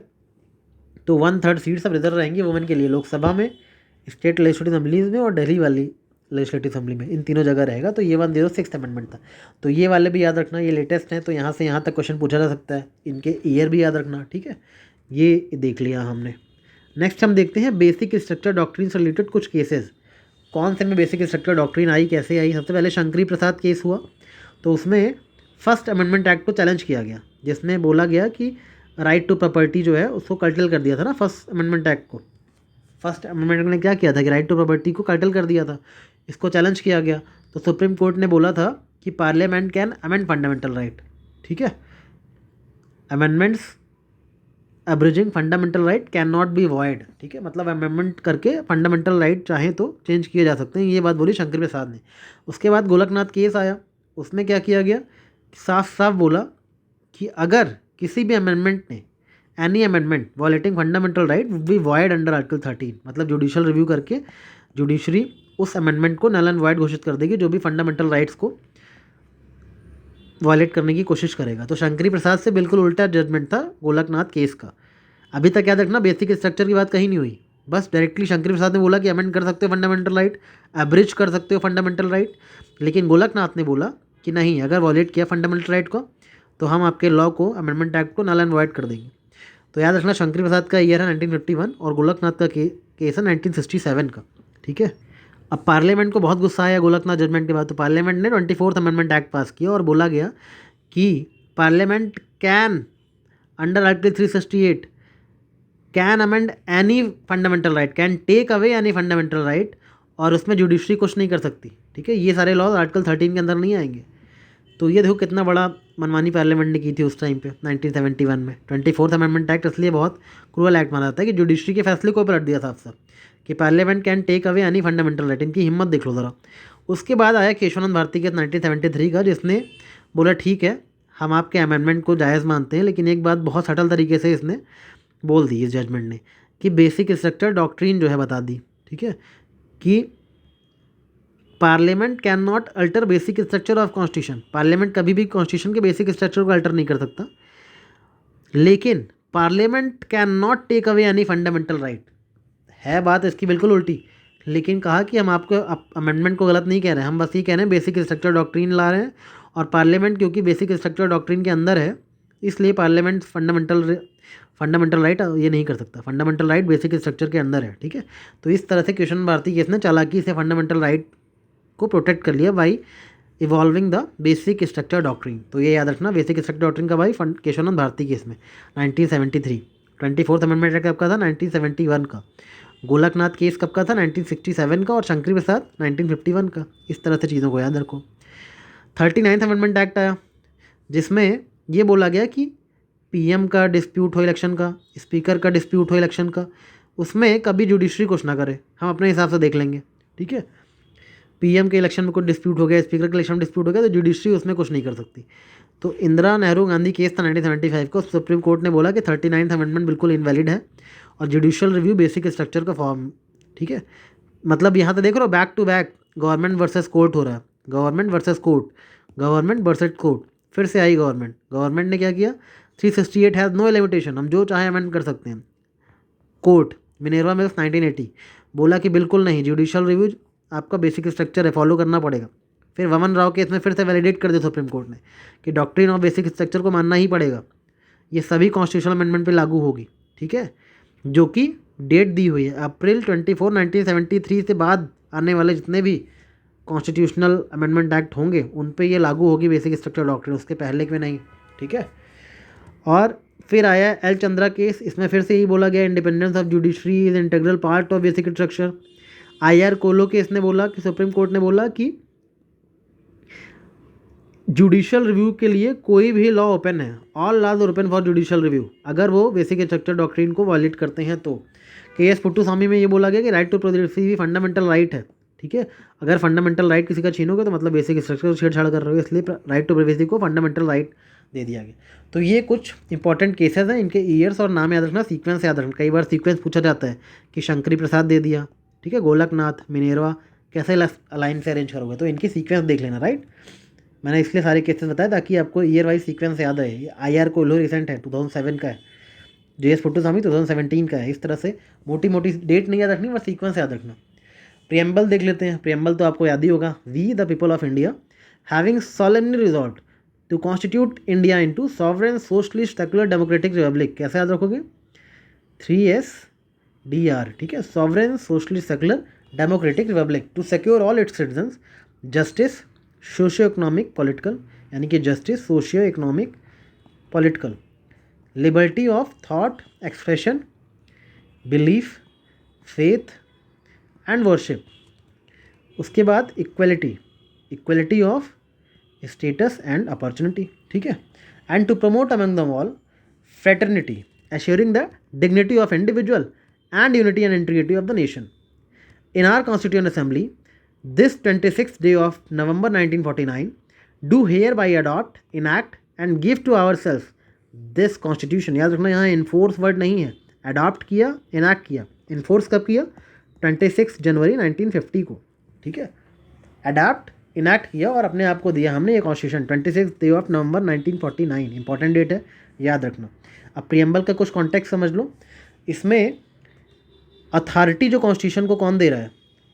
We the people of India, हम लोग अथॉरिटी दे रहे हैं कॉन्स्टिट्यूशन को, ठीक है, we the people of India. Indian state का नेचर क्या है प्रियम्बल के according? Sovereign socialist secular democratic republic, वही 3SDR, राइट। ऑब्जेक्टिव क्या है कॉन्स्टिट्यूशन का? जस्टिस, लिबर्टी, इक्वलिटी, फ्रेटर्निटी, ये हमारे कॉन्स्टिट्यूशन का ऑब्जेक्टिव है। अडॉप्शन कब हुआ कॉन्स्टिट्यूशन का? 26 नवंबर 1949। फिलॉसफी क्या है कॉन्स्टिट्यूशन की? Gandhi's idea of Swaraj, self reliance, justice और टॉलरेंस, ठीक है। नेक्स्ट, सुप्रीम कोर्ट के कुछ केसेस है प्रियम्बल को लेकर भी। प्रियम्बल कॉन्स्टिट्यूशन का पार्ट माना जाए या नहीं, इसमें 4 केसेस इंपॉर्टेंट है, मेनली तो 3 है, चौथे ने वही बात रिपीट की है। तो पहला था बेरूबेरी यूनियन केस 1960 का, जिसमें बोला गया preamble is not a part of constitution. मतलब कैसे याद रखोगे? प्रियम्बल कॉन्स्टिट्यूशन की बराबरी नहीं कर सकता, इसलिए कॉन्स्टिट्यूशन का पार्ट नहीं है प्रियम्बल। तो बेरूबेरी में बोला गया प्रियम्बल कॉन्स्टिट्यूशन की बराबरी नहीं कर सकता, ठीक है, बेरूबेरी याद रखना। गोलकनाथ में क्या बोला गया? इसमें जस्टिस हिदायतुल्लाह ने बोला कि preamble is part of constitution, ठीक है, internal and unalterable essence of constitution. Eternal भी है और अनएटर्नल भी है। इनके हृदय से आवाज़ आई, हिदायतुल्लाह के हृदय से आवाज़ आई, राइट। ये चीज़ याद रखना प्रियम्बल के बारे में।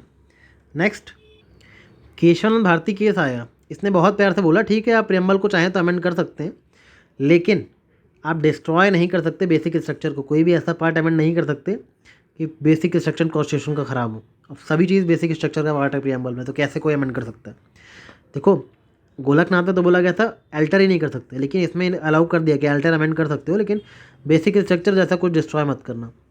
LIC ऑफ इंडिया केस की बात करें तो preamble is an integral part of constitution. ये चीज़ इसने फिर से रिपीट करी 1995 में, तो इनकी भी सीक्वेंस देख लेना एक बार, राइट। अब देखते हैं स्टेट्स एंड यूनियन टेरिटरीज, इनके ये चारों पॉइंट्स देख लेना। चारों आर्टिकल स्टार्टिंग वाले बहुत इंपॉर्टेंट है, इसको पढ़ लेना। आर्टिकल 1 में डिफाइन किया गया name and territory of union of India. Article 2 में कैसे गवर्न होगा, एडमिशन कैसे होगा, एस्टैब्लिशमेंट कैसे होगा नए स्टेट्स का, वो दिया है। आर्टिकल 2 ये तो हटा दिया गया, इसको हटा दो। आर्टिकल 3 में क्या बोला गया? फॉर्मेशन ऑफ न्यू स्टेट्स कैसे होगा, और जो एरियाज, बाउंड्री, नेम्स सब अल्टर करने, चेंज करना है, वो सब कैसे होगा एग्जिस्टिंग स्टेट्स का। मतलब नए स्टेट का फॉर्मेशन, और जो एग्जिस्टिंग स्टेट्स हैं उनकी बाउंड्री चेंज करनी हुई, उनका एरिया चेंज करना हुआ, उनका नाम बदलना हुआ, वो कैसे होगा, ये सब आर्टिकल 3 में बताया गया, ठीक है। और आर्टिकल 4 में क्या बात की गई है? Laws made under article 2 and 3 to provide for amendment of first and fourth schedule. अगर आर्टिकल 2 और आर्टिकल 3 में तहत कोई लॉ बनाए जा रहे हैं तो उनको जो अमेंडमेंट होगा उसको फर्स्ट और फोर्थ शेड्यूल में डालना होगा, ठीक है। Provide for amendment of first and fourth schedule, मतलब फर्स्ट और फोर्थ शेड्यूल को अमेंड करना होगा अगर आपको कुछ भी ऐसा लॉ बनाना है जो आर्टिकल 2 या 3 से डील कर रहा है, तो फर्स्ट और फोर्थ शेड्यूल्स को अमेंड करना होगा। ये चीज़ें याद रखना इन चारों आर्टिकल के बारे में, इसको पढ़ लेना एक बार। यहाँ पे ये देखो कि 1956 के बाद कैसे कैसे कौन से स्टेट्स बने, इनका ईयर याद होना चाहिए आपको, मोटा मोटा एक बार देख लो। सबसे पहले 1960 में महाराष्ट्र और गुजरात को अलग किया गया, ठीक है, लैंग्वेज के बेसिस पे महाराष्ट्र और गुजरात अलग हो गए, राइट। उसके बाद 1961 में क्या हुआ? दादरा नगर हवेली बनाई गई 10th अमेंडमेंट के थ्रू। याद कैसे होगा कि 10th अमेंडमेंट के थ्रू बनाई गई दादरा नगर हवेली? बस हवेली में 10 दरवाजे थे, हवेली में 10 दरवाजे थे, ठीक है, इस तरह से याद रखना। 10 दरवाजे, 10 दरवाजे यानी दादरा नगर हवेली, ठीक है, हवेली में 10 दरवाजे थे 10th अमेंडमेंट के तहत। बाकी 1962 में जो यूटीज़ बनाई गई, गोवा, दमन, दीव, ये 12th अमेंडमेंट से बनाई गई, यानी 12वां अमेंडमेंट। तो गोवा, दमन, दीव आपका बार बार जाने का मन करता है ना, बार बार जाते हो आप गोवा, दमन, दीव जैसी जगहों पे, तो इसलिए 12वें अमेंडमेंट से किया गया गोवा, दमन, दीव जैसी यूटी बनाई गई। और पुदुचेरी 14th अमेंडमेंट से, मैंने बताया ना, पुदुचेरी को 14 से 45 कर लिया था हमने। तो ये सारी ट्रिक्स याद रखना। 1963 में नागालैंड बनाया गया। 63 मतलब ऐसे ही देखो, आप चुपचाप लेटा हुआ है, कोई ऐसे लेटा हुआ है और वहाँ पे आ गया एक नाग आ गया, ठीक है, तो ये 63 बन गया। 1963 में नागालैंड बन गया। चुपचाप कोई बैठा था, नाग आके डसने वाला है उसको, ठीक है। 63 ऐसे बना लेना, तो आप कभी नहीं, एटलीस्ट एग्जाम तक तो नहीं भूलोगे, राइट। ऐसे इमेज बना लिया करो माइंड में। 1971 में हिमाचल प्रदेश बना। 1971 में याद है ना, बांग्लादेश वाला वॉर हुआ था, पाकिस्तान को हराया था, तो हमने माँ का आंचल हमने माँ का जो आंचल है वो प्राउड फील कराया था माँ को, भारत माँ का आंचल। 71 में हमने उनको प्राउड फील कराया। इस तरह थोड़ा सा याद रखना। 87 में हमने क्या किया, हम पूरी तरह से मैग 87 विमान लेके उड़ गए। मैग 87 ऐसे याद रखना, मिजोरम, अरुणाचल और गोवा। मैग 87 में मैग विमान लेके उड़ा दिया हमने। बाकी ये तो सबको पता है। 2000 में छत्तीसगढ़, यूक्रेन, झारखंड बना। 2014 में तेलंगाना बना। 2019 में 2 यूटीज़ बनी, जम्मू एंड कश्मीर एंड लद्दाख। तो ये इतने फैक्ट्स याद रखना। फंडामेंटल राइट्स देख लो। राइट टू इक्वलिटी 14 से 18 है, ठीक है। राइट टू फ्रीडम 19 से 22 है। Right to exploitation 23, 24। Right to religion 25 से 28। कल्चरल और एजुकेशनल राइट 29 और 30, ठीक है। राइट टू प्रॉपर्टी तो हटा दिया गया, आर्टिकल 31 था। राइट टू कॉन्स्टिट्यूशनल रेमेडी, ये आर्टिकल 32 है। इस तरह से फंडामेंटल राइट्स का मोटा मोटा याद रखना। और याद रखना कि ये जो राइट टू प्रॉपर्टी को फंडामेंटल राइट से हटाया गया किस अमेंडमेंट से, 44th अमेंडमेंट एक्ट। ईयर क्या था, 1978, ठीक है, याद रखना इसको। It has been reclassified as legal and constitutional right under article 300A in part 12। अभी ये जो राइट टू प्रॉपर्टी है, ये आर्टिकल 300A के तहत लीगल और कॉन्स्टिट्यूशनल राइट है इन पार्ट 12 ऑफ द कॉन्स्टिट्यूशन, ठीक है। पार्ट 12 ऑफ द कॉन्स्टिट्यूशन में लीगल और कॉन्स्टिट्यूशनल राइट है, राइट टू प्रॉपर्टी। ये चीज़ याद रखना। अभी कितने फंडामेंटल राइट्स हैं, 6, इसलिए बोले हैं 6। ये हमारे 6 फंडामेंटल राइट्स हैं। ये हटा दिया तो 6 बचे ना, इसलिए 6 फंडामेंटल राइट्स बोले जाते हैं। वैसे तो हर एक के अंदर कई राइट्स हैं, बट ओवरऑल ये 6 फंडामेंटल राइट्स हैं हमारे। अभी देख लो, फंडामेंटल राइट्स अवेलेबल किसको हैं, only to citizens and not to foreigners. कौन से सिटीजन्स हैं, जो 15, 16, 19, 29, 30, ऐसे 4-5 बोल लो, 15, 16, 19, 29, 30, 15, 16, 19, 29, 30, ये सिर्फ सिटीजन्स के लिए हैं। और कुछ ऐसे जो दोनों के लिए, सिटीजन्स के लिए भी और फॉरनर्स के लिए भी, वो 14, 20 और 28 ये दोनों एंजॉय करते हैं। 14, 20, 28, 14, 20, 28 ये दोनों के लिए, ठीक है। 1953 में फर्स्ट बैकवर्ड क्लासेस कमीशन बनाया गया था काका केलकर के अंदर। और 1979 में under article 340 second backward classes commission बनाया गया था under chairmanship of BP Mandal commission. बहुत इंपॉर्टेंट है, याद रखना। इसने क्यों बनाया गया था, ताकि जो सोशली और एजुकेशनली बैकवर्ड क्लासेस हैं उनकी इन्वेस्टिगेट की जाए, उनकी कंडीशन के बारे में पता लगाया जाए, क्या कंडीशन है उनकी। तो इसने जो भी पता लगाया वो याद रखना ज़रूरी नहीं है। याद ये रखना है कि इसने बात की 27% रिजर्वेशन की गवर्नमेंट जॉब्स में फॉर ओबीसीज़, जिसकी वजह से टोटल रिजर्वेशन हो जाएगा 50%। उसके बाद 1919 में वीपी सिंह गवर्नमेंट आई, उसने 27% रिजर्वेशन ओबीसीज़ को दे भी दिया। 1991 में नरसिम्हा राव गवर्नमेंट आई, उसने 2 चेंजेस किए कि जो पुअरर सेक्शन है ओबीसीज़ में उनको मिलेगा 27% कोटा, लेकिन जो अदर 10% हैं उनको पुअरर सेक्शन को दिया जाएगा अमंग हायर कास्ट। मतलब एक तरह से इकोनॉमिक वीकर सेक्शन वाला कॉन्सेप्ट ये भी लेकर आए थे, अनदर 10% जॉब वाला, ठीक है। 1991 में कुछ रेट्स देख लो। रेट्स बहुत इंपॉर्टेंट है। सबसे पहले तो सुप्रीम कोर्ट 32 और हाई कोर्ट 226, ठीक है। ये लोग रेट इशू कर सकते हैं इन आर्टिकल के तहत। और ये लोग किसी और कोर्ट को भी एम्पावर कर सकता है। पार्लियामेंट चाहे तो किसी भी कोर्ट को एम्पावर कर सकता है रेट इशू करने के लिए। मतलब ये क्वेश्चन आ जाए, कोई भी कोर्ट कर सकता है, यस। तो पार्लियामेंट चाहे तो किसी भी कोर्ट को एम्पावर कर सकता है रेट इशू करने के लिए। वैसे तो ओरिजिनली सुप्रीम कोर्ट और हाई कोर्ट के पावर है इन आर्टिकल के तहत। अब डिफरेंट टाइप की रेट देख लो। हैबियस कॉर्पस मतलब to have the body of, मतलब जिसको आपने अनलॉफुली डिटेन किया है उसकी बॉडी कोर्ट के सामने लाइए with in certain time frame. Habeas corpus ये कहता है। मैंडेमस मतलब वी कमांड, अगर कोई भी पब्लिक ऑफिशियल अपनी ड्यूटी करने में फेल हो रहा है तो पब्लिक अथॉरिटी को उसकी ड्यूटी निभाने के लिए कमांड दिया जा सकता है, ठीक है, मैंडेमस के through. This writ is issued when lower court, a government officer, corporation और any public authority has failed और refuse to fulfil its duty. तब ये रेट इशू की जाती है कि आप अपना काम करिए, ठीक है। ये चीज़ याद रखना। याद रखना कि ये जो रेट है मैंडेमस वाली, ये कभी भी इन लोगों के खिलाफ यूज़ नहीं की जा सकती। जैसे प्रेसिडेंट हो गए, स्टेट गवर्नर हो गए, चीफ जस्टिस हो गए, क्योंकि ये जुडिशली एक्ट करते हैं, इनके अगेंस्ट नहीं यूज़ कर सकते मैंडेमन साहब कि अपना काम आप ठीक से करिए।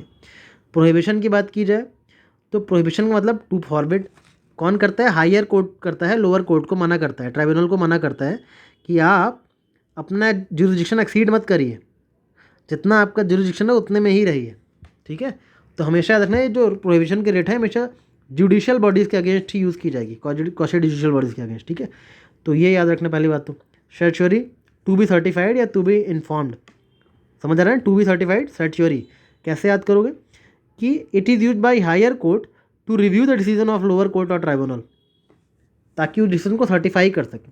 या तो उसको it can be issued to quash a decision जो कि बनाया गया है, ठीक है, यानी कि जो कि विदाउट जुरिडिक्शन किसी ने डिसीजन फैसला सुना दिया लोअर कोर्ट ने, उसका जुरिडिक्शन नहीं था, तो उसको क्वैश करने के लिए सर्चरी इशू किया, केस अपने पास लिया हायर कोर्ट ने और उसको क्वैश कर दिया to protect the rules of natural justice, ठीक है।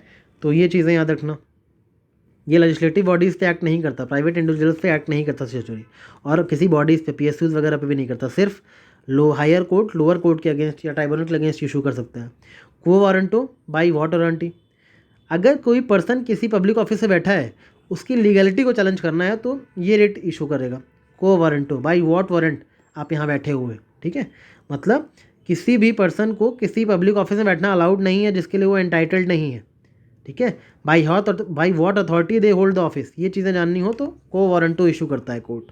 तो ये इतनी रिट्स ये सारी याद रखना, मोटी मोटी आपको पता होनी चाहिए, मैच करने में आ गई तो एटलीस्ट आइडिया होना चाहिए। अच्छा, इसमें एक चीज़ ध्यान रखना कि सुप्रीम कोर्ट का जो ड्यूरेशन है रिट इशू करने वाला है थोड़ा नैरो है, हाई कोर्ट का वाइडर है। क्यों? क्योंकि सुप्रीम कोर्ट रिट तभी इशू करेगा जब फंडामेंटल राइट्स को इन्फोर्स करना हो, लेकिन हाई कोर्ट्स किसी भी पर्पज़ के लिए रिट इशू कर सकते हैं। वहीं दूसरी चीज़, सुप्रीम कोर्ट रिट इशू कर सकता है अगेंस्ट अ पर्सन और government through out the territory of India, लेकिन हाई कोर्ट जो है वो रिट इशू कर सकते हैं जो पर्सन उनकी टेरिटोरियल जुरिडिक्शन के अंदर रह रहे हैं, ठीक है, उनके आउटसाइड नहीं। तो ये इसलिए टेरिटोरियल जुरिडिक्शन है हाई कोर्ट का, ठीक है। तो मैंडेटरी है, सुप्रीम कोर्ट के लिए ये रेमेडी देना मैंडेटरी है, लेकिन हाई कोर्ट के लिए रेमेडी देना डिस्क्रिशनरी है। सुप्रीम कोर्ट अगर कहीं फंडामेंटल राइट का वोलेशन हो रहा है, सुप्रीम कोर्ट को ज़रूरी है रिट इशू करना, ठीक है, एससी मे नॉट रिफ्यूज़, लेकिन हाई कोर्ट के पास ये ऑप्शनल है, 226 डिस्क्रिशनरी, तो SC may refuse to exercise writ duration. तो ये हमने देख लिया कंपैरिजन दोनों के रेट जुरिडिक्शन का। Next is DPSP. देखो डीपीएसपी के पहले तो आर्टिकल पता हो कि पार्ट 4 में है और आर्टिकल 36 से 51 तक डीपीएसपी है, ठीक है।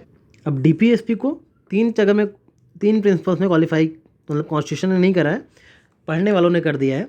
सोशलिस्ट प्रिंसिपल कौन कौन से हो सकते हैं? जो सोशल वेलफेयर की बात करें, जैसे आर्टिकल 38 जो कि सोशियो इकोनॉमिक पॉलिटिकल जस्टिस की बात करता है, राइट। उसके बाद इनकम और अपॉर्चुनिटी की बात करता है।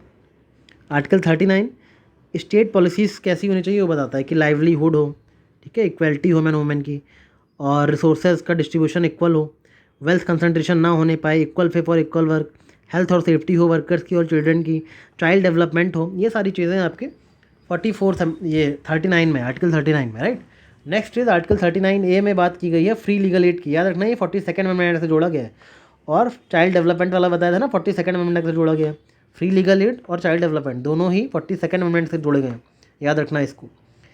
आर्टिकल 41 की बात करते हैं तो राइट टू वर्क, एजुकेशन और पब्लिक असिस्टेंस ये सब देना चाहिए गवर्नमेंट को लोगों को।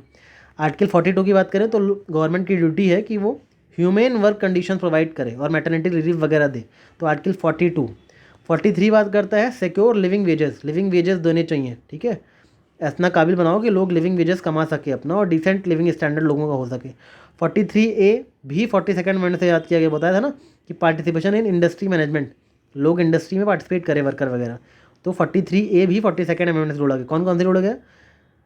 एक तो 39 जोड़ा गया 42nd में से, 39A जोड़ा गया और 43A भी जोड़ा गया, ठीक है।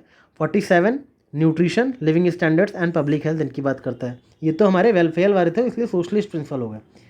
ये आइडेंटिफाई करने को आ सकता है कि सोशलिस्ट कौन से हैं, गांधीयन कौन से हैं। गांधीयन ऑब्वियसली जो बहुत बेसिक लेवल की बात करेंगे, जैसे कि विलेज पंचायत होनी चाहिए 40 में, ठीक है, और कॉटेज इंडस्ट्रीज़ होनी चाहिए गाँवों में 43। 43B यानी कि कोऑपरेटिव सोसाइटीज़ होनी चाहिए, ये 97th अमेंडमेंट से ऐड किया गया, बताया ना 2011 में 43B, डीपीएसपी में ऐड किया गया 43B कोऑपरेटिव सोसाइटीज़ के लिए, इंपॉर्टेंट है। 46 SCs, STs और वीकर सेक्शन को प्रोटेक्ट करना, उनका एजुकेशनल और इकोनॉमिक इंटरेस्ट, ये भी। और 47 में ban intoxicant except for medicinal use. ये इंपॉर्टेंट ऐसे डिफरेंट से जो होते हैं ना उनको ज़रूर मार्क कर लिया करो, डिफरेंट वाली यूपीएससी पूछ सकता है, क्योंकि आप ये सब तो अच्छे से पढ़ लोगे, ये छोड़ दोगे। तो मेडिसिनल यूज़ के लिए अगर कोई इंटॉक्सिकेंट्स यूज़ हो रहे हैं तो आर्टिकल 47 की बात करता है उसकी, ये गांधीयन प्रिंसिपल है, कोई मेडिसिनल यूज़ के लिए फालतू के जहर वगैरह मिला के दवाइयाँ मत बेचो, ठीक है। आर्टिकल 48 काउ स्लॉटर से प्रोटेक्ट प्रोहिबिट करता है, ये आर्टिकल 48 ये भी इंपॉर्टेंट है इन प्रेजेंट कॉन्टेक्स्ट।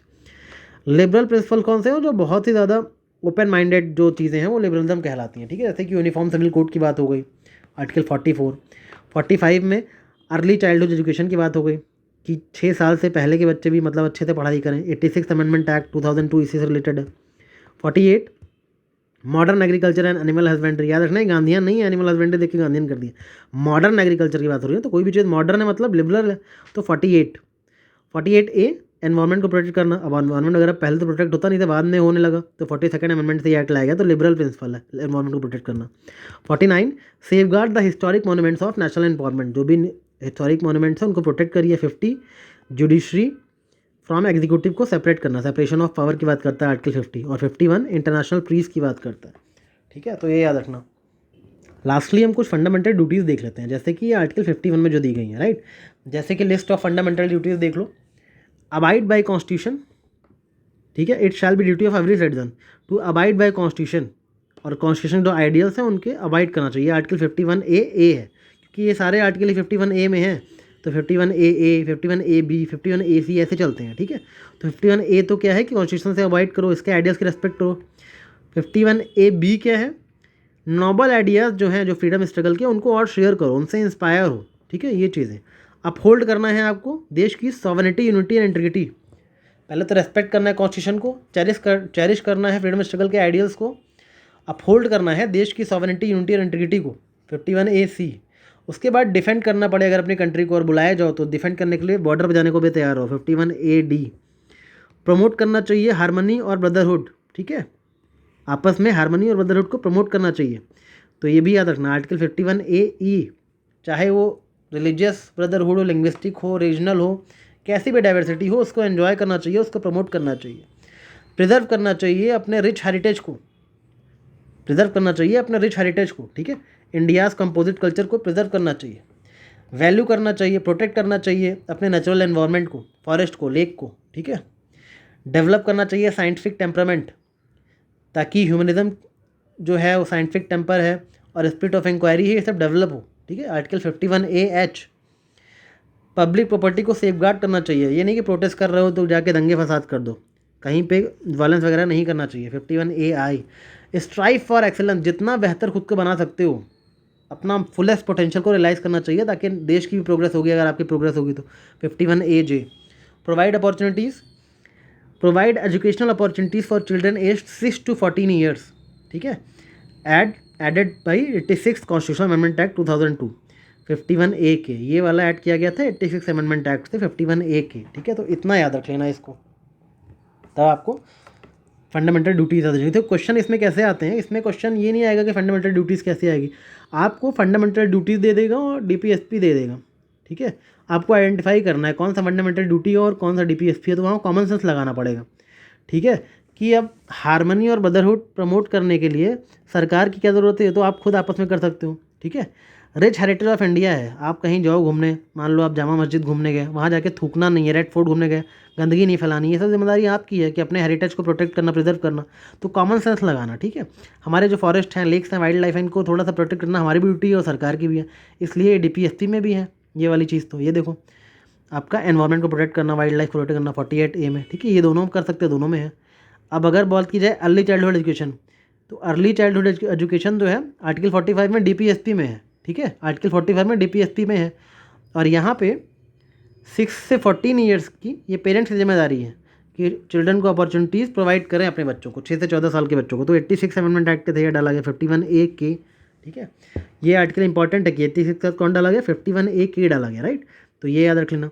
इस तरह से थोड़ा सा खुद का कॉमन सेंस लगाओगे ना, कि अब फ्रीडम स्ट्रगल के नॉबल आइडियाज़ से इंस्पायर होना है, उनको चेरिश करना है, ये गवर्नमेंट की ड्यूटी थोड़ी है, ये तो आपकी है ना, इस तरह से इनको डिस्टिंग्विश कर लेना, क्योंकि स्टेट PSC एग्जाम नहीं है कि आपसे आर्टिकल मैच करने को पूछेगा, आपको बस मोटा मोटा बताना चाहिए क्या चीज़ हमारे फंडामेंटल ड्यूटीज़ हैं और क्या चीज़ DPSP है।